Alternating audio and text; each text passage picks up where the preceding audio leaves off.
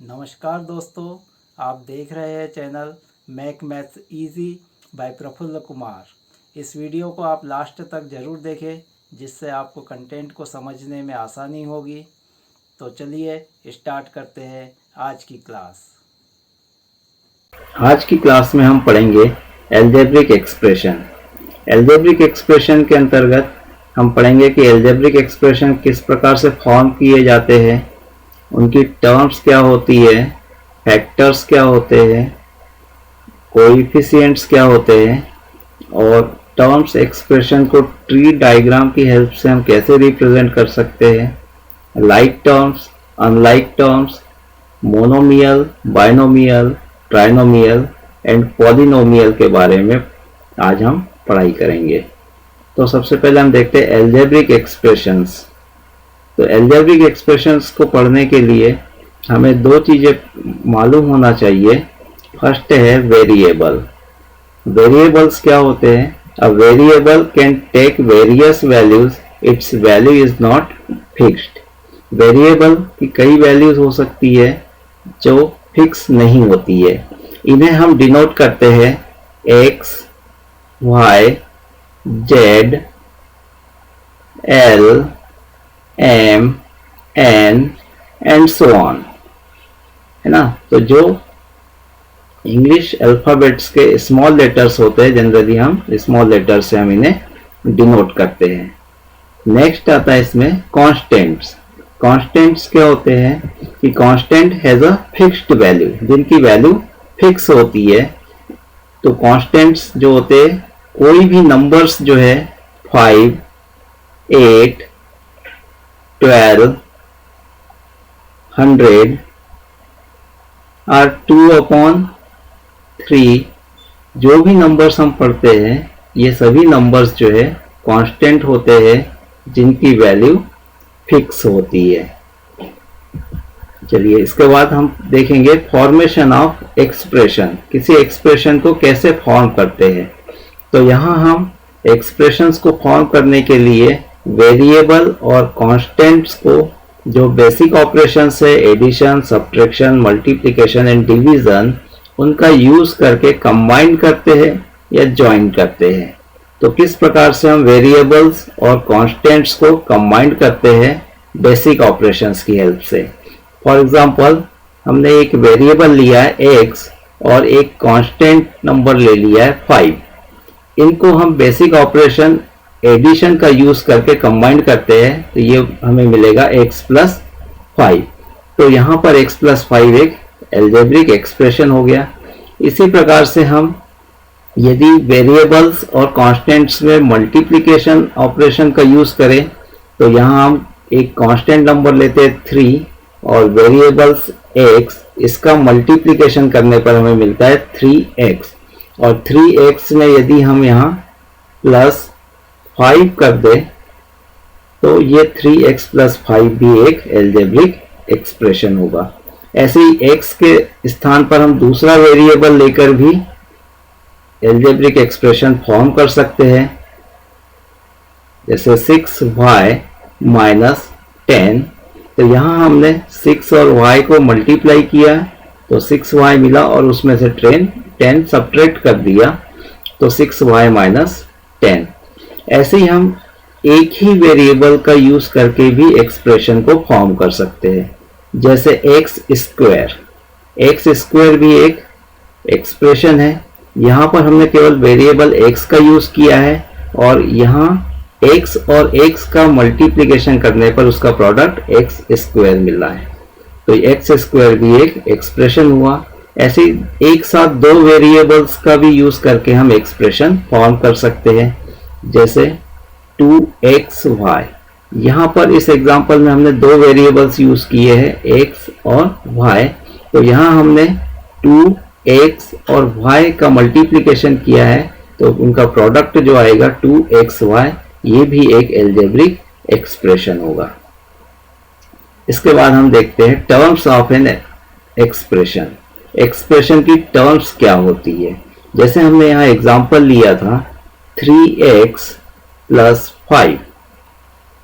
तो यहाँ पर हमने किस प्रकार से एक्सप्रेशन फॉर्म किया था।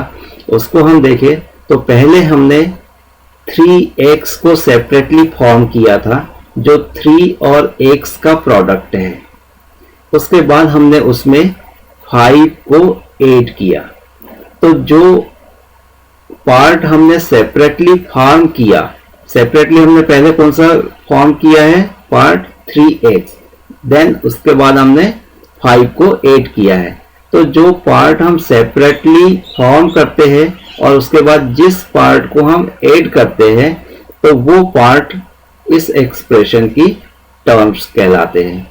तो जैसे इस एग्जांपल में कौन कौन सी टर्म्स होगी, यहाँ पर हमें इसकी टर्म्स मिलेगी 3x जिसको हमने सेपरेटली पहले फॉर्म किया था और उसके बाद जिस पार्ट को हमने ऐड किया है, मीन्स हमने 5 को ऐड किया है, तो 5 इसकी नेक्स्ट टर्म होगी। तो इस एक्सप्रेशन में हमें दो टर्म्स मिलती है 3x एंड 5। चलिए दूसरा एग्जांपल और हम देखते हैं इसी प्रकार से 6y माइनस 10। तो अब आप इसमें बता सकते हैं कि इसमें कौन कौन सी टर्म्स होगी।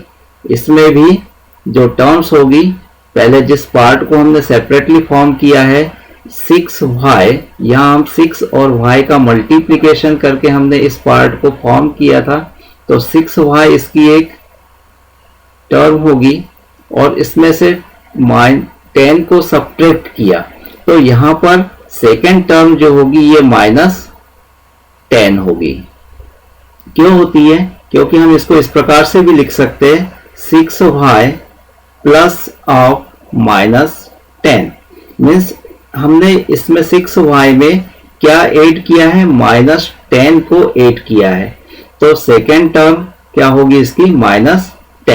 तो जब भी हमें एक्सप्रेशन इस प्रकार से होगा और टर्म्स को आइडेंटिफाई करना होगा तो माइनस साइन हमेशा हम उस टर्म के साथ लेंगे। तो इस प्रकार से हम देख सकते हैं कि सेपरेटली जो पार्ट हम फॉर्म करते हैं उसके साथ जिस पार्ट को हम ऐड करते हैं तो हमें वहां से वो अलग अलग पार्ट्स जो है वो टर्म्स के फॉर्म में मिल जाते हैं। तो यहाँ पर फर्स्ट टर्म क्या होगी हमारी 6y और सेकेंड टर्म होगी -10। ठीक, इसका मतलब हम ये कह सकते हैं कि terms are added to form expression, मतलब टर्म्स को ऐड करने पर हमें एक्सप्रेशन मिल जाता है। इसके बाद हम इसके फैक्टर्स देखेंगे कि टर्म्स के फैक्टर्स क्या होते हैं। तो यहां हम इसके लिए एक एक्सप्रेशन कंसीडर करते हैं। ये एक्सप्रेशन हम लेते हैं 2x स्क्वायर माइनस 5xy। ये हमने एक एल्जेब्रिक एक्सप्रेशन कंसीडर किया है। इस एक्सप्रेशन में हम जानते हैं दो टर्म्स यहाँ पर है। फर्स्ट टर्म है 2x स्क्वायर और सेकेंड टर्म है -5xy। तो जो फर्स्ट टर्म 2x स्क्वायर है, ये 2x स्क्वायर किन किन वेरिएबल्स या कांस्टेंट्स का प्रोडक्ट है। तो यहां हम देखते हैं कि 2x स्क्वायर 2x और x का प्रोडक्ट है। ठीक है, तो जिन वेरिएबल्स या कांस्टेंट्स का ये प्रोडक्ट होता है यही सारे वेरिएबल्स और कांस्टेंट्स इस टर्म के फैक्टर्स कहलाते हैं। मीन्स हम कह सकते हैं कि 2x स्क्वायर के जो फैक्टर्स है वो 2x और x है।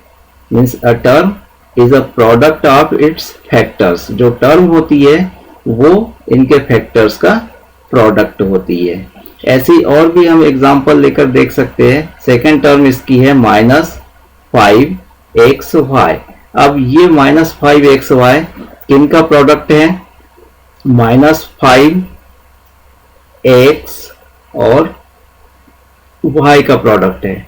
तो हम ये कह सकते हैं कि -5xy टर्म के फैक्टर्स क्या होंगे? -5x and y।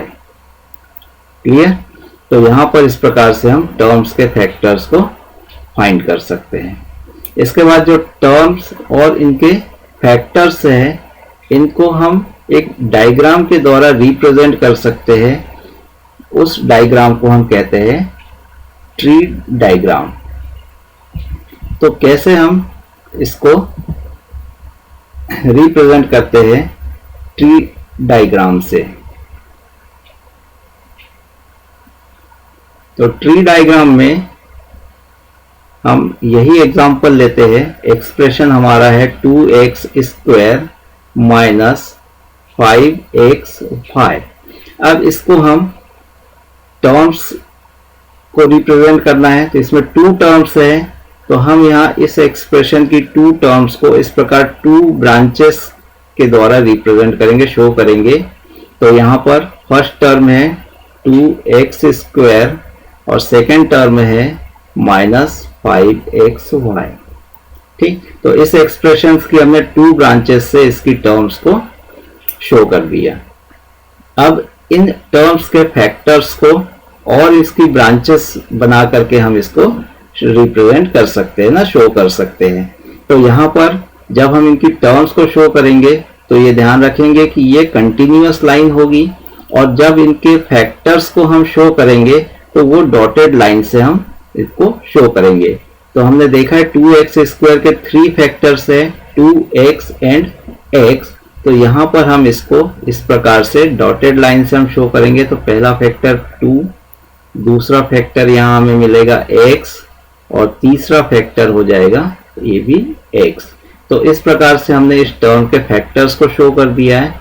ऐसे ही यहाँ पर इसके भी फैक्टर्स हम शो करेंगे। तो ये -5 and second factor is x and third factor is y। तो इस प्रकार हम ट्री डायग्राम्स के द्वारा किसी भी एक्सप्रेशन की टर्म्स और उसके फैक्टर्स को रिप्रेजेंट करते हैं। चलिए नेक्स्ट हम देखेंगे कोएफिशिएंट क्या होते हैं। तो कोएफिशिएंट्स में टर्म्स के फैक्टर्स में हमें 2 प्रकार के फैक्टर्स मिल सकते हैं। अब किसी भी टर्म्स में 2 प्रकार के फैक्टर्स कैसे मिलते हैं। जैसे कोई टर्म्स है, मान लीजिए हमारे पास में, सिंपल सा हम एग्जांपल लेते हैं 5x। तो यहाँ पर हम देखते हैं कि एक तो न्यूमेरिकल फैक्टर होता है जो है 5, और दूसरा है एल्जेब्रिक फैक्टर जो है x। तो किसी भी टर्म में हमें न्यूमेरिकल फैक्टर तो जरूर मिलेगा। वेरिएबल वाला जो पार्ट है वो उस टर्म में हो भी सकता है और नहीं भी हो सकता है, लेकिन न्यूमेरिकल फैक्टर उसमें जरूर होगा। तो यहाँ पर जो इस टर्म का न्यूमेरिकल फैक्टर है, इस न्यूमेरिकल फैक्टर को हम न्यूमेरिकल कोएफिशिएंट या सिंपली कोएफिशिएंट भी कहते हैं। तो यहाँ पर यदि इसका कोएफिशिएंट हम देखें तो इस टर्म का जो कोएफिशिएंट होगा, ये कोएफिशिएंट ये होगा इसमें 5। जहां केवल कोएफिशिएंट कहा गया है, इसका मीनिंग है न्यूमेरिकल कोएफिशिएंट। तो हमें इस टर्म का जो न्यूमेरिकल कोएफिशिएंट है, मीन्स जो न्यूमेरिकल पार्ट है, फैक्टर है, वही यहाँ पर बताना होगा। और भी हम एग्जांपल्स देखें तो 2xy, यदि इस टर्म में हम कोएफिशिएंट देखें तो इसका जो न्यूमेरिकल फैक्टर है वो इसमें 2 है, तो यहाँ पर इसका कोएफिशिएंट क्या होगा 2। यदि और भी हम नेगेटिव देख ले तो -5x²y। इस टर्म में जो न्यूमेरिकल फैक्टर है ये -5 है, तो इस टर्म का कोएफिशिएंट होगा -5। तो यहाँ पर न्यूमेरिकल फैक्टर के अलावा भी वेरिएबल्स के भी कोएफिशिएंट होते हैं। तो किस प्रकार से होते हैं उसको हम देखेंगे। जैसे 2xy, इस टर्म में यदि हम देखें तो यहाँ पर कोएफिशिएंट तो क्या होगा, इसका इस टर्म का कोएफिशिएंट होगा 2, जो न्यूमेरिकल फैक्टर है। यदि यहाँ पर हम x का कोएफिशिएंट पूछे है ना, मीन्स कोएफिशिएंट ऑफ x, तो कोएफिशिएंट ऑफ x मीन्स यहाँ वेरिएबल x का कोएफिशिएंट क्या होगा। तो यहाँ x को छोड़कर बाकी जितने भी इसके फैक्टर्स होंगे, तो x को छोड़ दे हम, तो यहाँ बाकी फैक्टर्स बचते 2 और y। तो यही इस x का कोएफिशिएंट होता है, means coefficient of x is equal to 2y। ऐसे ही इसी प्रकार से यहाँ पर हम y का कोएफिशिएंट भी बता सकते हैं कि coefficient of y is equal to, हमें क्या मिलेगा कि y को छोड़कर जो भी उसके फैक्टर्स होंगे 2x, तो coefficient y is equal to हो गया 2x। अब कुछ एग्जांपल्स आपको ऐसे मिलेंगे जहां पर आपको कोई न्यूमेरिकल फैक्टर दिखाई नहीं देगा, जैसे xy। अब xy में यहाँ पर कोई न्यूमेरिकल फैक्टर नहीं दिखाई दे रहा है, लेकिन हम ये जानते हैं कि जब यहाँ कोई न्यूमेरिकल फैक्टर नहीं है, इसका मीनिंग है कि इसमें 1 का मल्टीप्लिकेशन है। मीन्स जहाँ पर आपको न्यूमेरिकल फैक्टर नहीं दिखाई देता है तो वहां पर हमेशा न्यूमेरिकल फैक्टर क्या होगा, 1। तो यहाँ इस टर्म में जो कोएफिशिएंट होगा वो क्या हो जाएगा, ये होगा 1। यदि मान लीजिए कहीं नेगेटिव साइन के साथ में कोई टर्म्स लिखी हुई है -xy, तो यहाँ पर इसमें जो कोएफिशिएंट होगा इसका, तो यहाँ पर केवल हम माइनस साइन नहीं लिखेंगे, क्योंकि हमें ये पता है कि यहाँ पर 1 का मल्टीप्लिकेशन हो रहा है। तो यहाँ जो कोएफिशिएंट होगा ये होगा -1। ठीक, तो इस प्रकार से हम किसी टर्म्स में कोएफिशिएंट्स बता सकते हैं। यदि हमें केवल कोएफिशिएंट पूछा गया है तो हम न्यूमेरिकल कोएफिशिएंट बताएंगे, और यदि किसी पर्टिकुलर वेरिएबल का कोएफिशिएंट पूछा गया है तो उस वेरिएबल को छोड़कर जितने भी उसमें अदर फैक्टर्स है उन सभी फैक्टर्स का प्रोडक्ट ही उस वेरिएबल का कोएफिशिएंट होगा। ठीक, अब हम देखेंगे like terms. When terms have the same algebraic factors they are like terms. For example 2x and 5x। तो यहाँ टर्म्स 2x और 5x में अलजेब्रिक फैक्टर्स सेम है, दोनों ही में अलजेब्रिक फैक्टर्स x है, इसलिए ये टर्म्स लाइक टर्म्स होगी। सेकेंड एग्जांपल हम देखें तो 2x square y and -3x square y। इन दोनों टर्म्स में भी हम देखते हैं अलजेब्रिक फैक्टर्स दोनों में ही सेम है, इसलिए ये टर्म्स लाइक टर्म्स होगी। नेक्स्ट हम देखेंगे unlike terms. When terms have different algebraic factors they are unlike terms. जब दो टर्म्स में अलजेब्रिक फैक्टर्स डिफरेंट होते हैं तो वो अनलाइक टर्म्स होगी। For example 2x and 3y। यहाँ हम देख रहे हैं कि अलजेब्रिक फैक्टर्स x है फर्स्ट टर्म में और सेकेंड टर्म में अलजेब्रिक फैक्टर y है, तो ये टर्म्स अनलाइक टर्म्स होगी। नेक्स्ट एग्जांपल यदि हम देखें तो 2x square y and -3xy square. इन दोनों टर्म्स में अलजेब्रिक फैक्टर्स डिफरेंट है। यहाँ पर x स्क्वायर है और सेकेंड टर्म में x है। फर्स्ट टर्म में y की पावर 1 है, सेकेंड टर्म में y की पावर 2 है, तो इस यहाँ इनके अलजेब्रिक फैक्टर्स डिफरेंट हुए, तो ये टर्म्स अनलाइक टर्म्स होगी।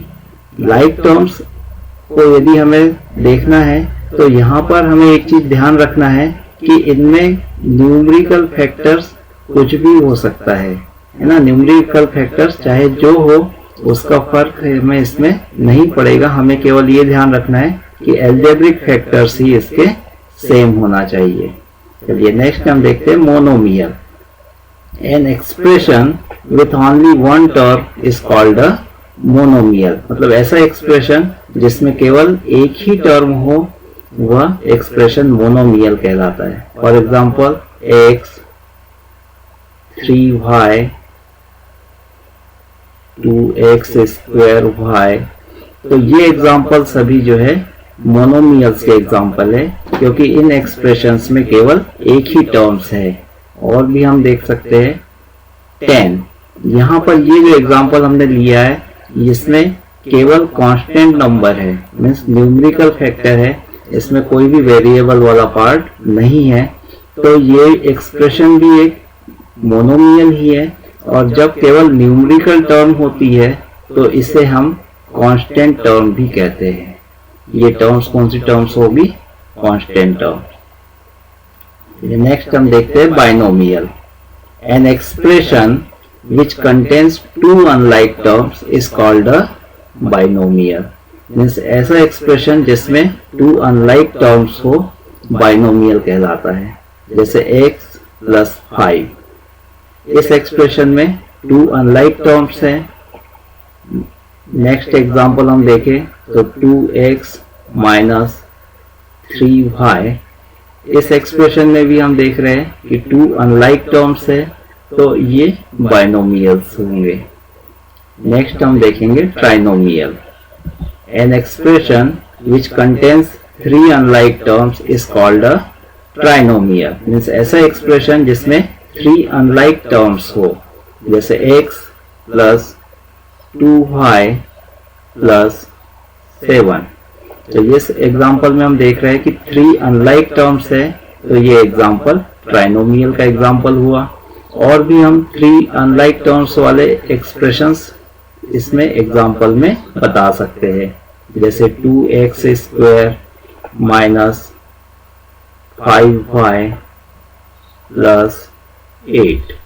तो ये थ्री अनलाइक टर्म्स वाला एक्सप्रेशन है, तो ये भी एक ट्राइनोमियल होगा। इसके बाद हम देखते हैं polynomial. An expression with one और more terms is called a polynomial. एक ऐसा एक्सप्रेशन जिसमें एक या उससे अधिक टर्म्स हो सकती है। तो जैसे हम देखते हैं एक एक्सप्रेशन x जिसमें केवल एक ही टर्म्स है, x प्लस y माइनस 3, इसमें 3 टर्म्स है। और भी ऐसे इससे 3 टर्म्स से अधिक वाले एक्सप्रेशंस भी हम बता सकते हैं।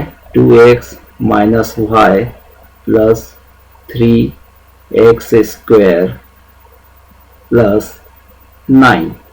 तो इस एक्सप्रेशन में हम देख रहे हैं 4 टर्म्स है, तो ये एक पॉलिनोमियल के एग्जाम्पल्स है। इसके पहले हमने जो मोनोमियल्स, बाइनोमियल्स और ट्राइनोमियल्स देखे, तो ये पॉलिनोमियल के ही टाइप्स है। केवल टर्म्स के बेसिस पर पॉलिनोमियल को मोनोमियल, बाइनोमियल और ट्राइनोमियल में क्लासिफाई किया गया है।